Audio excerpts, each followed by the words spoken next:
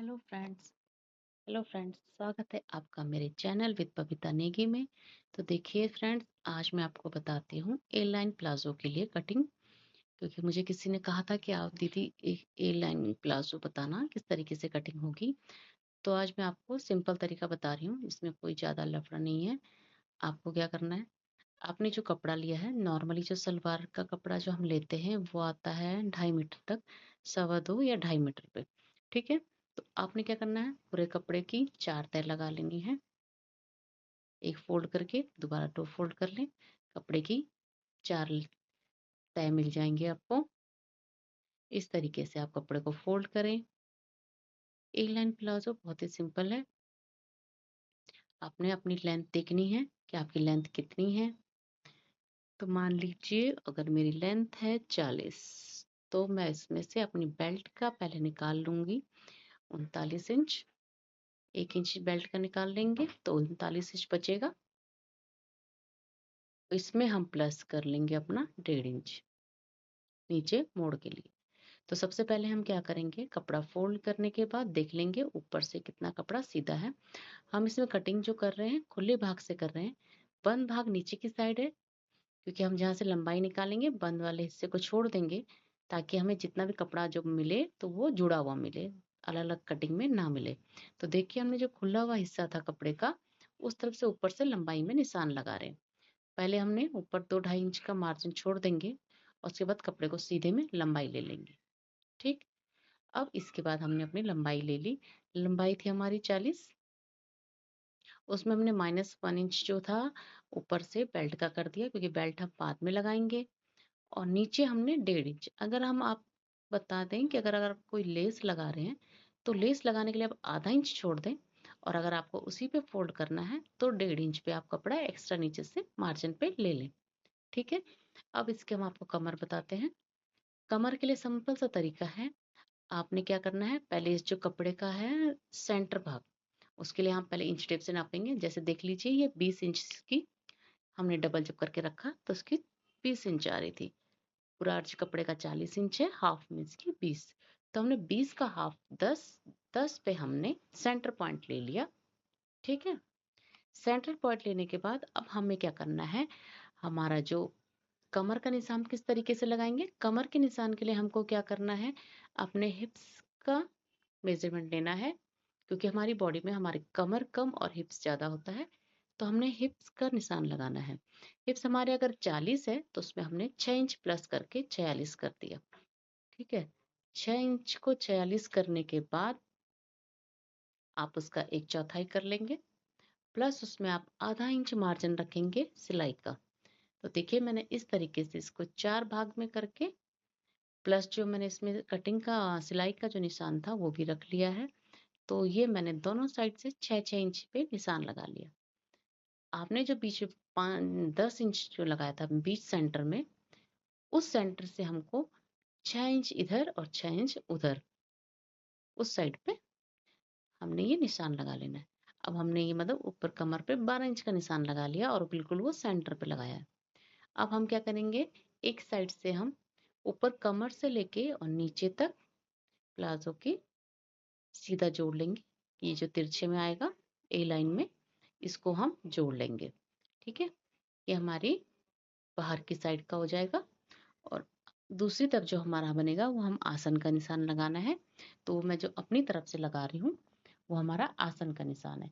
तो आसन के निशान के लिए, क्योंकि हमने जो लंबाई ली है ऊपर से 1 इंच छोड़ के लिए हमें, क्योंकि बेल्ट बाद में लगानी है, तो इसलिए हमने वो 1 इंच छोड़ने के बाद आसन का निशान लगा लिया है। वही हिप्स का 1/4 प्लस 1 इंच करके हमने 12 इंच पे हमने ये निशान लगा लिया। ठीक है, प्लाजो में जो होते हैं हम थोड़ा लूज ही रखते हैं आसन को।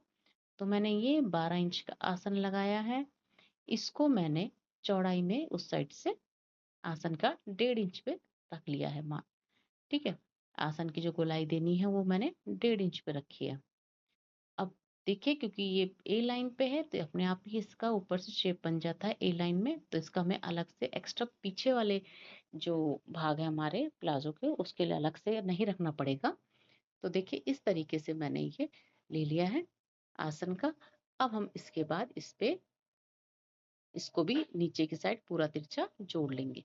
तो देखिए एक आप देखेंगे ये पूरा शेप बना है, ए लाइन का बन गया है। तो ये ए लाइन में हमारा प्लाजो इसे हमने दे दिया है निशान।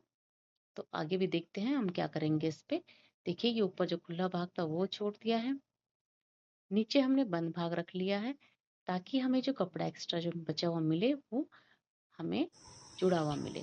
ठीक है, अब इसके बाद हमने देखिए क्या करना है, जो प्लाजो है उसके हमको नीचे से हल्का सा शेप देना है, क्योंकि वो अगर इसको हम ऐसे ही सिल देंगे तो ये हमें झोंक मारेगा और पीछे की साइड की तरफ ये नीचे की तरफ लटकने लगेगा। इसने हल्का सा हमने इसको कर्व में शेप देना है ताकि ये तो ये देखिए इस तरीके से शेप दे दिया। इसके बाद अब हमको बैक में जो हमारे जो इसके पार्ट है उस पे जो हमें थोड़ा सा पीछे का जो हिस्सा हिप्स में हमें जो होता है मार उसको कपड़े को बढ़ा के लेना होता है आसन को। तो हम क्या करेंगे, आसन हमारा जो है लंबाई में बढ़ाएंगे, चौड़ाई हमारी सेम रहेगी, लंबाई में हमको बढ़ाना है। तो हमने जो निशान लगाया था इस पे 12 इंच का, वहीं पे से हमको इसको 2 इंच ऊपर उठाना है। अब आपके हिप्स के ऊपर डिपेंड करता है, हैवी हिप्स है तो उस पे हम इसको 3, साढ़े 3, 4 तक भी ले जा सकते हैं। नॉर्मल हम इसको 2 या ढाई पे ही लेके जाएंगे।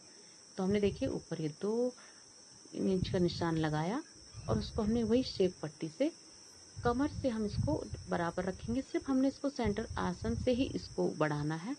तो हमने वो 2 इंच ऊपर बढ़ा लिया। और अब देखिए जो आगे का पार्ट जो हमारा होता है इसमें आसन में, इसमें हमने 1 इंच नीचे की तरफ लेना है। अब वो 1 इंच हम नीचे इसलिए लेते हैं कि हमारा जो टमी एरिया होता है लेडीज का वो थोड़ा उभरा हुआ रहता है। तो हम क्या करते हैं, अगर हम इस कटिंग को नहीं देंगे तो हम जब इस प्लाजो को बना लेंगे और पहनेंगे तो आपके आगे से बेल्ट पलट जाएगी। तो इसलिए हमने क्या किया, इसको 1 इंच का तिरछा शेप दे दिया आगे की तरफ से। अब क्या होगा, हम इस पे बेल्ट लगाएंगे तो आपकी बेल्ट मुड़ेगी नहीं, वो शेप अच्छे से आएगा। ठीक है, तो अभी ये हमने पूरे निशान लगा लिए। अब मैं आपको बताती हूँ काटना किस तरीके से। सबसे पहले आपने नीचे से जो लेंथ है वो काट ली। जो ये कपड़ा बचा ये हमारी बेल्ट और पॉकेट के लिए होगा। अब हमने जो आसन की साइड से लगाया था निशान, इसे भी काट लेंगे।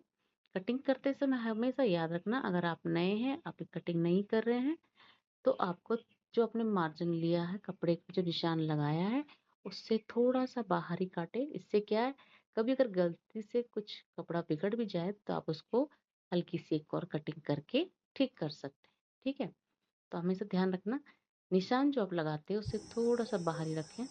अब देखिए मैंने काट लिया इस तरीके से। अब मैंने जो है पहले जो बड़ा आसन है पीछे वाले, इसको हमने पहले काटना है। ये काट के इसको हमने एक तरफ कर, देखिए लंबा भाग था ये, इसे हमने काट लिया। ये अंदर के दो जो थे इसके पार्ट वो थे, इन्हें हमने हटा दिया। अब देखिए जो ऊपर मैंने निशान लगाया था ऊपर वाले पार्ट पे, फ्रंट वाले का, उसे हम बिछा लेंगे। अब ये 2 पार्ट है मेरे पास। ठीक है, बैक वाले हटा दिए मैंने जो 2 कटिंग की थी बढ़ा के आसन की। अब ये फ्रंट वाले की है, तो फ्रंट वाले को हमने जो 1 इंच का नीचे की तरफ को तिरछा निशान लगाया था वो काट लेंगे। तो देखिए बैक वाले हमारे जो पार्ट है वो आसन पे 2 इंच बढ़ के आएंगे और जो फ्रंट वाला पार्ट है वो 1 इंच तिरछे में नीचे की ओर घट के आएगा। तो इस तरीके से हमारे आसन दोनों में पता लग जाएगा आपको कि बैक का कौन सा है और फ्रंट का कौन सा है। देखिए इस तरीके से हमने प्लाजो की ए लाइन की कटिंग कर ली। ठीक है, अब ये एक्स्ट्रा जो हमने निकाला था कपड़ा, अब देखिए ये हमारा चौड़ा कपड़ा बच गया क्योंकि हमने इसको जोड़ वाले भाग से नहीं निकाला था। तो अब इस कपड़े पे हम इसकी पॉकेट बना सकते हैं और इसकी बेल्ट भी बना सकते हैं। तो अगर आपको मेरी ये कटिंग अच्छी लगी तो आप वीडियो को लाइक करना।